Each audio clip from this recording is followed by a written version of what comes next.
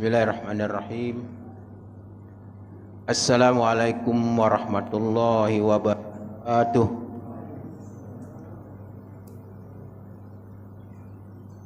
Alhamdulillahirabbil alamin. Alhamdulillahillazi hadana li hadza wa ma kunna linahtadiya laula an hadanallah. Allahumma shalli wa sallim ala Muhammadin sallallahu alaihi wasallam wa ala alihi wa sahbihi wa man tabi'ahum bi ihsan ila yaumiddin. Subhanaka la ilma lana illa ma 'allamtana, rabbi zidna ilma warzuqna fahma. Rabbi shrah li sadri wa yassir li amri wahlul 'uqdatam min lisani yafqahu qawli. Wala haula wala quwwata illa billahil aliyyil azim, amma ba'du. Bapak-bapak dan ibu-ibu jamaah salat maghrib rahimakumullah.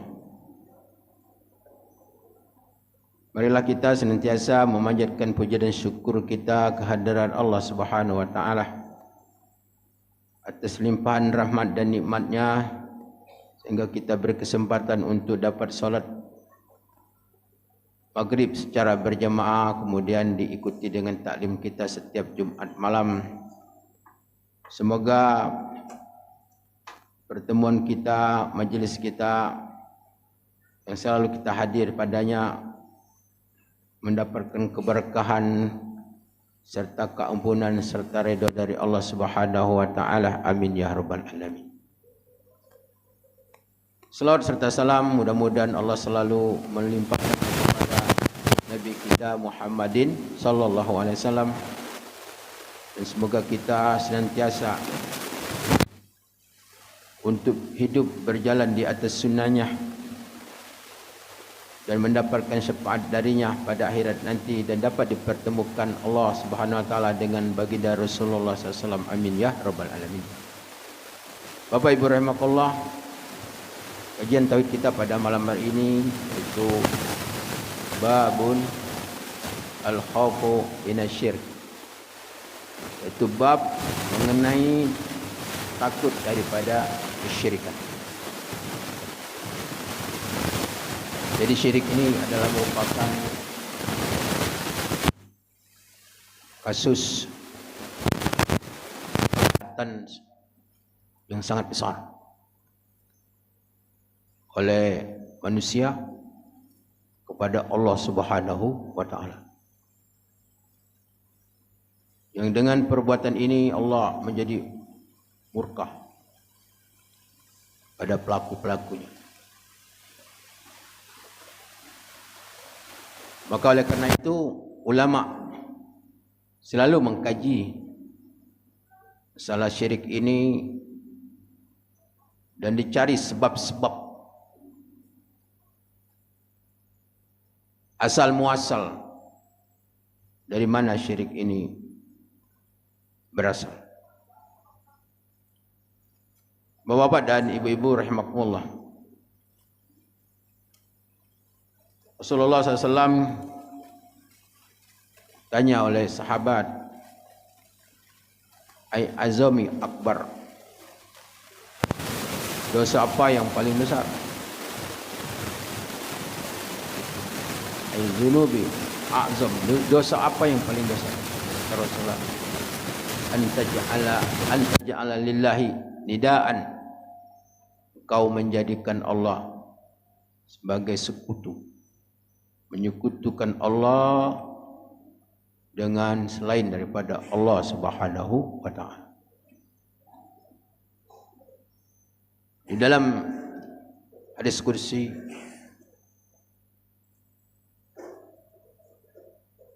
Allah Subhanahu wa taala pada hari kiamat bertanya kepada orang yang telah masuk neraka, orang yang masukkan Allah ke dalam neraka dan dia mendapatkan siksaan yang paling ringan.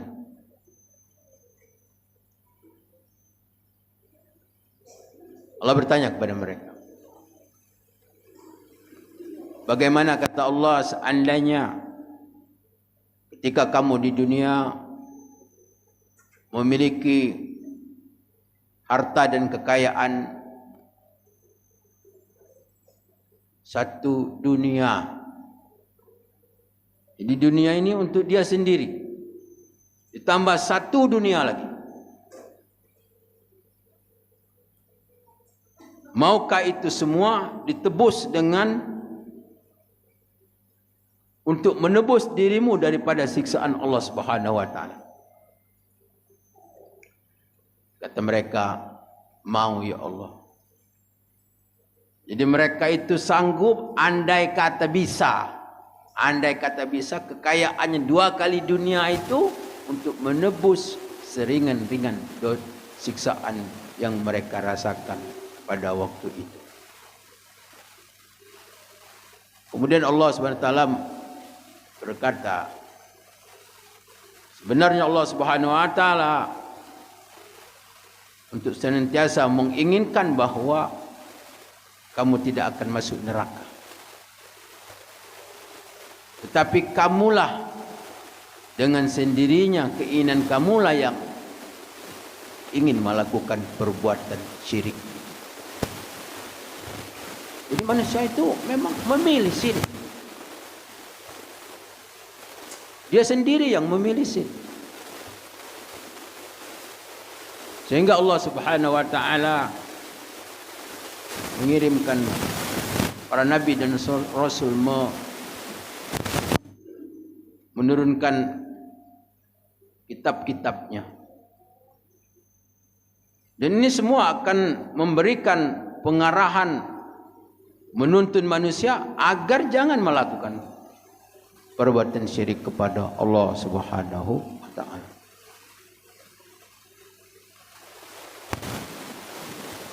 Qala Allah Ta'ala, innallaha la yaghfiru ayyushraka bihi wa yaghfiru ma duna dzalika liman yasha. Qala Allah Ta'ala, wa qala Khalil alaihi salam, wajnubni wa baniya an na'budal asnam. Wa fil hadis, ahwafu ma akhafu alaikum asyrikul asra. Wa asuila anhu faqala arya. Wa an ibn Mas'ud radhiyallahu anhu anna Rasulullah sallallahu alaihi wasallam qala, man mata wa huwa yad'u min dunillahi niddan dakhala nar. Rawahul Bukhari. Wa li Muslim an Jabir radhiyallahu anhu anna Rasulullah sallallahu alaihi wasallam qala, man laqiyallahu la yusyrik bihi syai'an dakhalal jannah wa man laqiyahu yusyrik bihi syai'an dakhalan nar.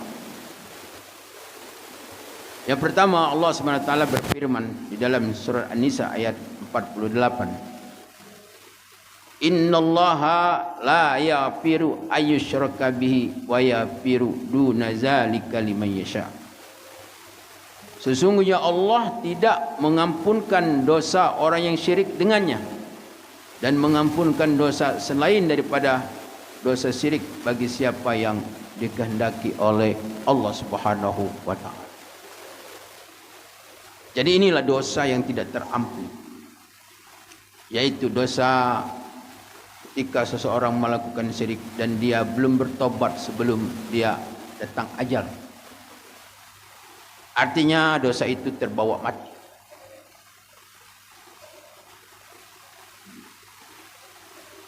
Orang-orang yang meminta, berdoa selain kepada Allah Subhanahu wa taala, umpamanya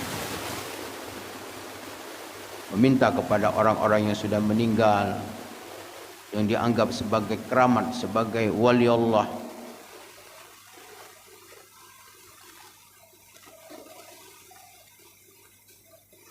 orang-orang yang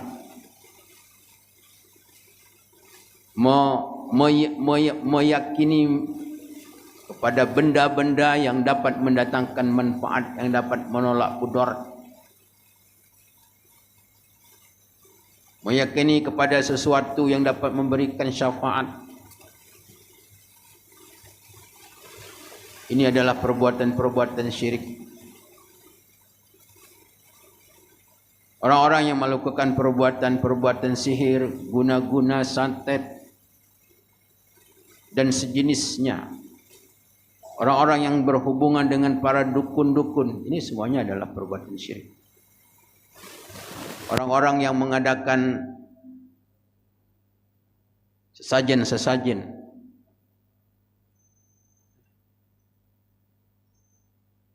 orang-orang yang menganggap bahawa benda-benda seperti keris yang dianggap pusaka, yang dianggap peninggalan leluhur, ini adalah merupakan perbuatan-perbuatan syirik yang memang banyak dilakukan oleh manusia. Perbuatan-perbuatan itu ketika dia belum bertobat, maka dia akan mendapatkan keabadian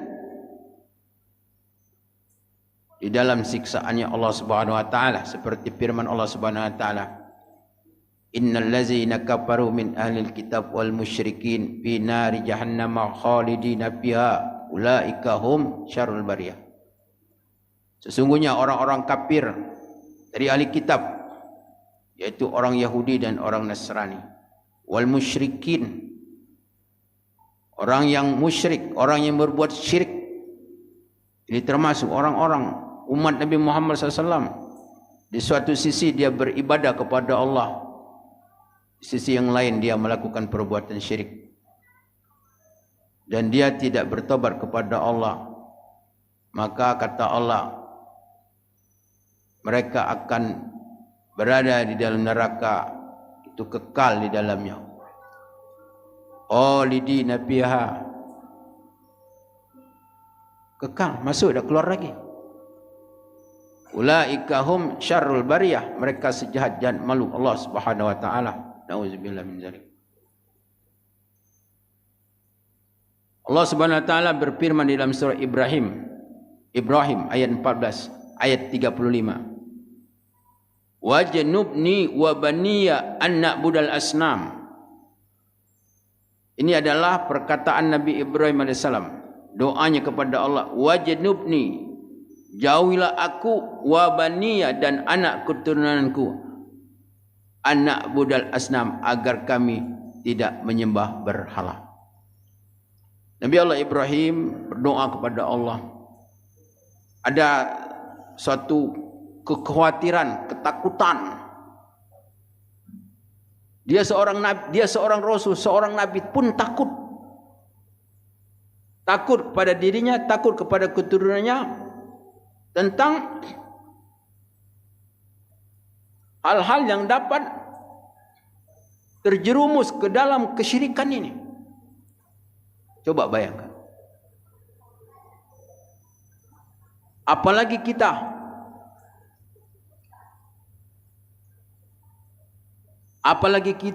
yang semestinya lebih takut kita kepada Allah Subhanahu wa taala.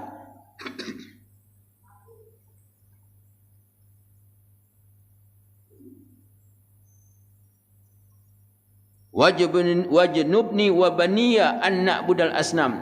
Jauhilah aku dan keturunanku agar kami tidak menyembah asnam. Asnam itu adalah berhala. Selain daripada Allah, itu berhala. Jadi berhala itu sesuatu yang memalingkan seseorang dari Allah Subhanahu wa taala, karena itu perbuatan syirik. Jadi kenapa manusia itu melakukan perbuatan syirik? Banyak keterangan di dalam kitab-kitab tauhid oleh para ulama. Di antaranya adalah karena manusia itu menyangka. Jadi menyangka. Manusia itu menyangka bahwa ada benda-benda ataupun orang, sesuatu itu yang dapat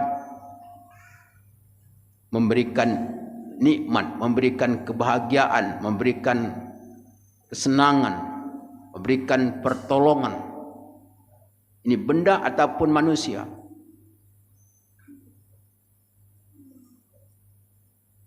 Jadi dia menyangka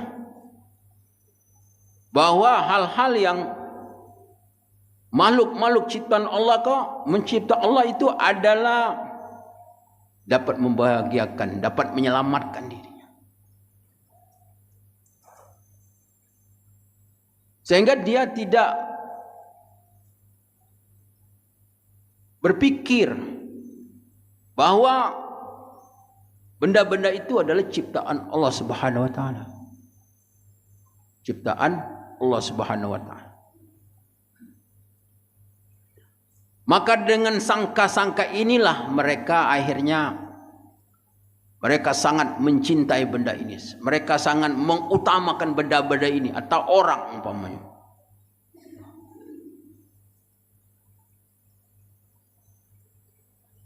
Sehingga dia lupa kepada Allah bahwa Allah itu adalah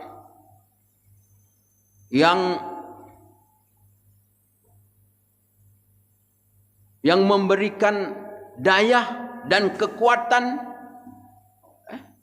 Benda-benda itu merupakan sebagai wasilah. Umpama dia minum air, Allah kasih air ini untuk dapat menghilangkan dahaga. Tapi dia tidak berpikir karena air ini adalah ciptaan Allah Subhanahu wa taala. Jadi dia ini adalah saking kecintanya kepada benda-benda ini, keterkaitan kehidupan dengan benda-benda ini, sehingga dia melupakan Allah Subhanahu wa taala. Sehingga dia merasa tidak bisa untuk hidup tanpa benda-benda ini. Ini sebab. Kenapa mereka tidak bisa berpikir? Tidak bisa untuk mengkaji kembali. Apalagi membuka Al-Quran, membuka hadis, membuka tafsir. Karena mereka tidak punya kesempatan. Karena mereka sibuk. Jadi mereka tidak punya peluang untuk merenung, untuk berpikir, untuk belajar agama. Bahkan mereka tidak bisa untuk ibadat. Ibadah pun tidak bisa. Kenapa? Karena tidak punya waktu untuk apa? Untuk mencari harta tadi. Karena cintanya kepada harta tadi.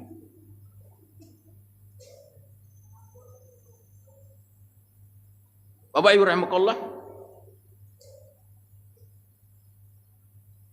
Jadi sebenarnya yang menghalang mereka itu, mereka menjadi syirik kepada Allah, melupakan Allah Subhanahu wa taala.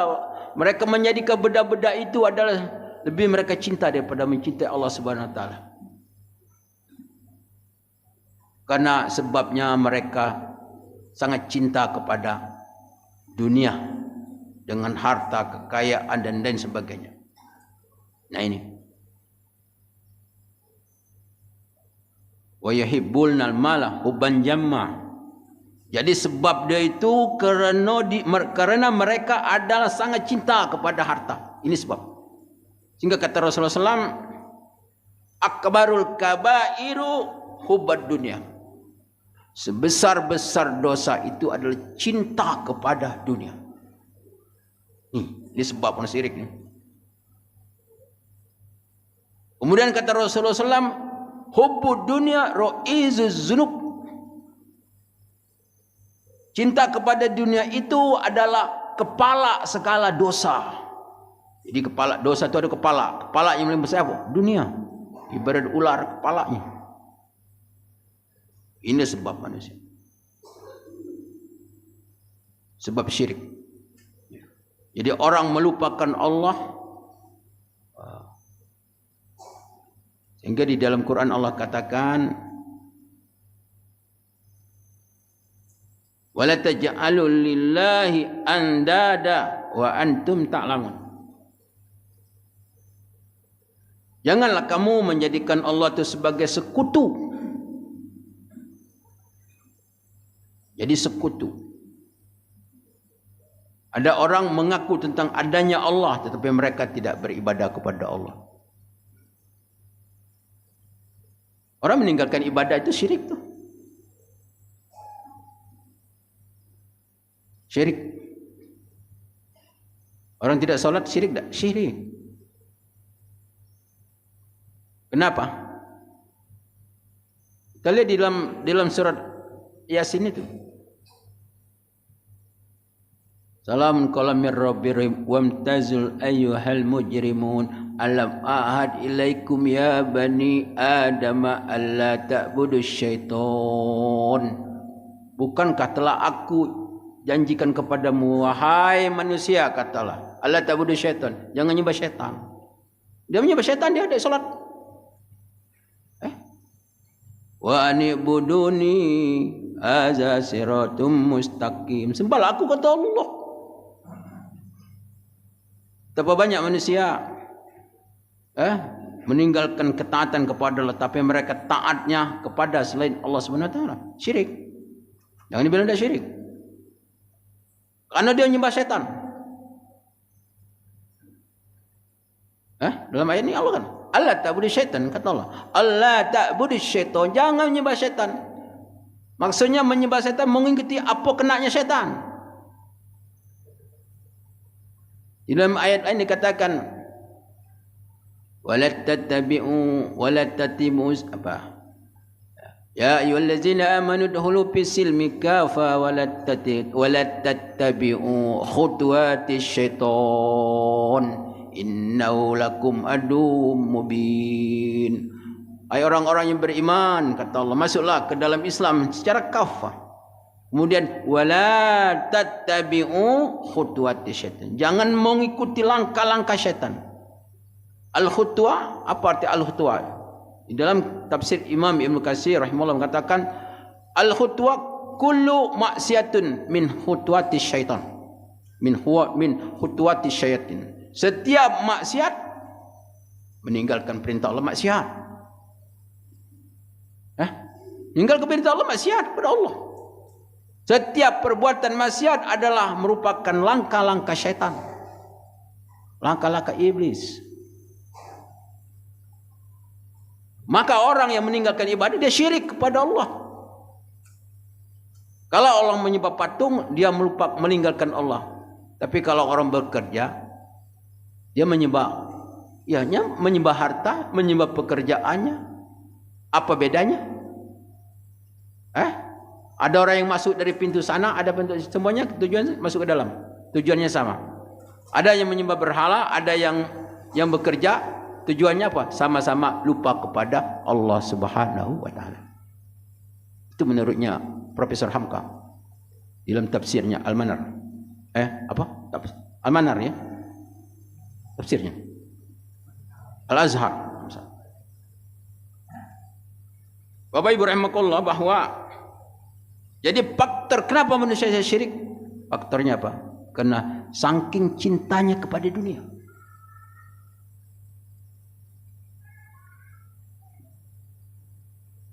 Kemudian hadis Rasulullah SAW, wafil hadis ahwapu ma akhafu alaikum asyirkul asar fasu'ila anhu wa qala ar-riya. Aku lebih takut dengan apa yang aku takuti atas kamu. Jadi Rasulullah itu berkata dengan para sahabat, aku takut kepada kamu tentang syirik, tapi lebih aku takut kepada kamu ada syirik kecil. Syirik kecil. Rasulullah itu takut pada sahabat-sahabatnya, imannya luar biasa, amalnya luar biasa, taatnya tidak seperti kita. Tapi Rasulullah pun takut. Rasulullah pun takut, apalagi kita di akhir zaman ini. Tentu lebih berbahaya lagi. Tentang syirik ini, syirik apa? Syirik kecil. Itu ar-riya. Jadi ada ar-riya ini menurut ulama, ada ar-riya. Riya yang tersembunyi. Riak yang tersembunyi.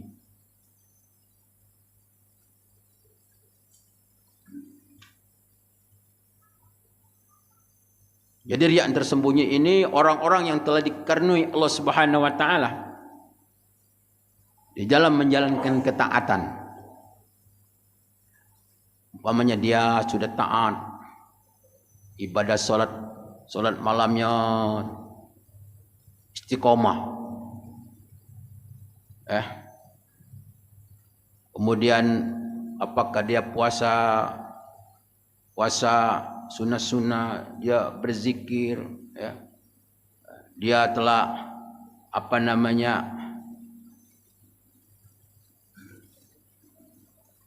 mempunyai sifat-sifat zuhud umpamanya. Jadi ini adalah ibadah-ibadah hati ataupun ibadah-ibadah secara lahiriah yang tidak semua orang diberikan Allah Subhanahu wa taala. Kemudian di dalam hatinya dia menginginkan ibadah-ibadah yang dia lakukan secara yang orang tidak tahu itu agar diketahui oleh orang. Agar diketahui oleh orang. Dia senang. Nah, itu juga termasuk daripada syirik yang tersembunyi. Misalnya dia bikin masjid. Masjid, dibuatnya masjid itu namanya Mustafa. Buat nama masjid Mustafa. Apa tujuannya? Agar orang akan menyelusuri, oh siapa ini? Oh itu, oh ini impaknya Mustafa. Mustafa itu anu-anu, mungkin orang sudah meninggal. Jadi ada tujuannya untuk mengenang tentang impak itu. Ini sudah termasuk.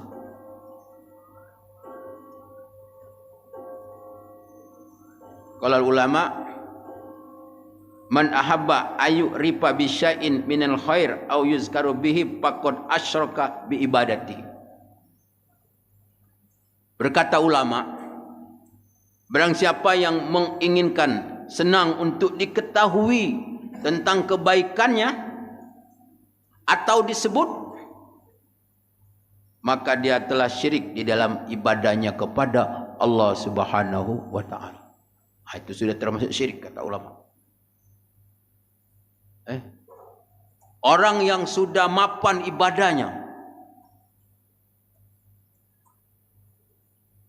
orang yang sudah mapan, dia sudah diberi Allah Subhanahu wa taala ibadah-ibadah yang khusus, ketaatan-ketaatannya, tetapi di dalam hatinya itu berkeinginan untuk orang mengetahui tentang siapa dirinya yang sebenarnya, tentang kebaikan. Nah, itu termasuk syirik. Namanya syirik yang tersembunyi. Sehingga ulama menganjurkan agar kita sangat berhati-hati di dalam tipu daya iblis ini. Kan ibadah itu yang riya itu bertingkat-tingkat itu. Yang sangat ditakutkan oleh Rasulullah SAW tadi dalam hadis itu. Ada orang ibadah itu riya, dia umpamanya dia memberikan sesuatu, melakukan sesuatu semata-mata karena mengharap kepada manusia. Itu namanya syirkul akbar, syirik besar. Dia memberi ada tujuannya. Tak pernah memberi, tak tahu dia memberi. Tapi ada tujuannya. Ini syirik. Syirik besar. Dalam hadis Rasulullah jangan dikatakan dia bukan orang soleh, tapi dia seolah-olah menjadi orang soleh. Istilahnya ngejut. Ada tujuan. Jadi pemberian itu, sedekah itu adalah syirik. Karena tujuannya dunia semata.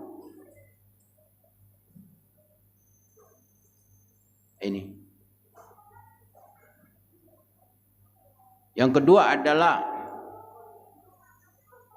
dia berniat melakukan suatu amal itu karena Allah dan disertakan dengan, artinya mencari pahala dari Allah, juga mencari sanjungan dari manusia. Ini juga yang nomor 2 ini. Ini juga termasuk syirik. Tapi dia termasuk syirik kecil.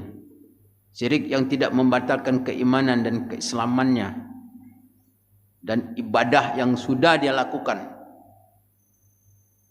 Tapi kata ulama, syirik kecil itu adalah bandingan seperti membunuh orang, berzina, makan harta riba, harta anak yatim.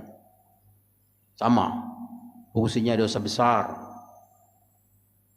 Ini adalah perbuatan-perbuatan syirik. Jadi ini yang kedua. Kemudian yang ketiga itu yang kita sampaikan tadi.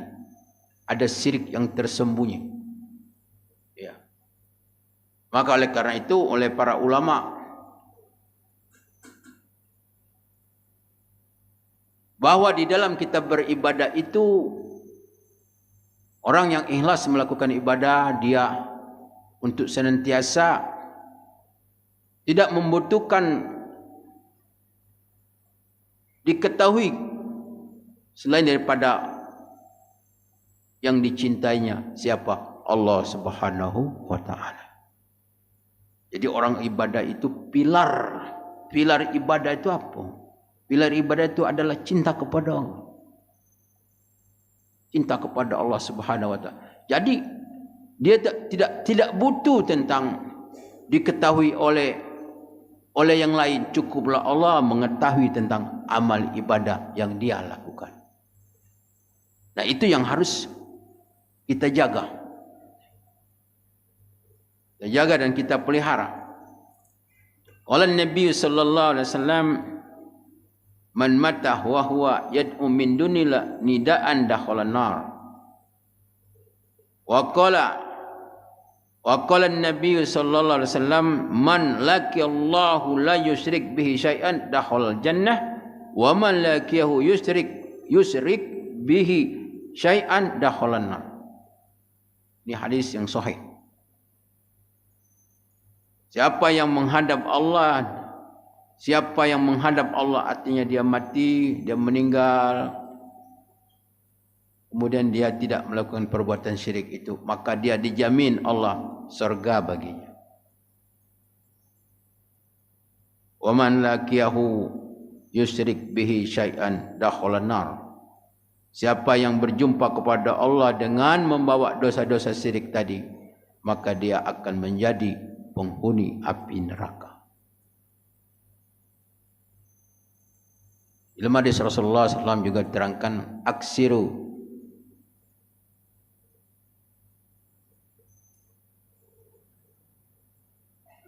jaddidu imanakum, perbaharuilah iman kamu, kata Rasulullah. Iman itu diperbaharui. Ya, buat baju itu diganti, cari yang baru. Iman juga harus diperbarui sehingga iman itu baru. Sahabat bertanya, wa kaifa yujaddidul imanana ya Rasulullah? Bagaimana untuk memperbaharui iman kami? Kata Rasulullah, aksiru la ilaha illallah. Perbanyaklah berzikir kalimat apa? La ilaha illallah. Syahadat. Ya, karena kita ini syirik ini dari ucapan, dari niat kita, dari perbuatan dan sebagainya, kita tidak tahu. Kita akan jatuh kepada syirik. Maka oleh karena itu kita banyak-banyak mengucap kalimat la ilaha illallah. La ilaha illallah, la ilaha illallah. Memperbaiki iman. Banyak nyebutnya. Jangan dikit. Kita kepingin iman ini sampai kita mati, sampai kita bawa ke hadapan Allah Subhanahu wa taala. Banyak-banyak kita berzikir kalimat la ilaha illallah. Supaya iman kita selalu baru. La ilaha illallah, la ilaha illallah. Jangan kurang 1000 sehari. Tak lama tu. Paling-paling 10 menit. Jadi kita ini semestinya setiap hari itu ada waktu kita berzikir. Peluanglah waktu untuk zikir. Paling tidak setengah jam satu hari. Tak rugi.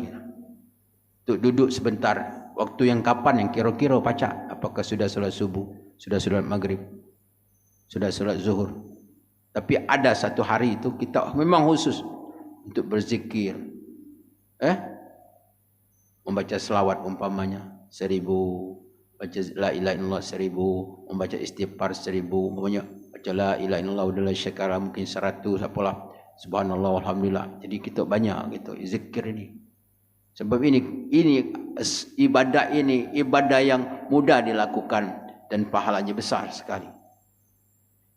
Jadi jangan kita meninggalkan zikir kepada Allah Subhanahu wa taala. Karena ini merupakan nutrisi keimanan kita. Mudah kita lakukan memang, tapi banyak orang tak melakukannya. Kalau kita semayang cuma 5 kali dalam sehari semalam. Nak berwuduk, nak masuk waktu, nak pakaian, nak bersih, banyak ni syaratnya. Tapi kalau kita zikir, bisa di mana tempat kita nak berzikir. Karena ini merupakan salah satu cara orang-orang yang meniti di jalan Allah. Dalam kajian orang-orang dikatakan itu suluk tu orang-orang yang telah meniti jalan Allah Subhanahu wa taala. Artinya bukan manusia biasa. Bukan manusia umum maksudnya. Dia punya program. Bagaimana dia setiap hari itu punya program untuk meningkatkan amal-amalnya kepada Allah. Sebab kalau orang awam ya terserah. Hari ini semayang, besok tak semayang, besok semayang lagi. Ada. Tapi semestinya kita itu punya program. Ya, program itu supaya kalau baca ningkat. Itu tidak cukup dengan ibadah-ibadah kita yang wajib. Tapi kita harus ditambah dengan ibadah-ibadah yang sunnah ini. Jadi kembali tadi kajian kita mengenai tentang tauhid. Bahwa syirik itu yang paling membahayakan bagi orang yang sudah beriman ini apa? Syirik khafi. Syirik-syirik yang menyangkut tentang keyakinan, ya kan? Yang tidak kelihatan ini yang apalagi yang namanya syirik yang kecil, ya, yang tidak kelihatan. Yang mungkin pendapat kita bukan syirik, tapi ternyata menurut pandangan para ulama ahli tauhid bahwa itu adalah perbuatan-perbuatan syirik. Semoga Allah Subhanahu wa taala selalu untuk memberikan perlindungan kepada kita sehingga iman dan amal kita dapat sampai kepada Allah Subhanahu wa taala. Amin ya rabbal alamin. Demikianlah yang dapat saya sampaikan dalam kesempatan ini. Mohon maaf atas segala kekurangan dan kehilapan. Hanya kepada Allah saya mohon ampun. Wabillahi taufiq wal hidayah. Wassalamualaikum warahmatullahi wabarakatuh.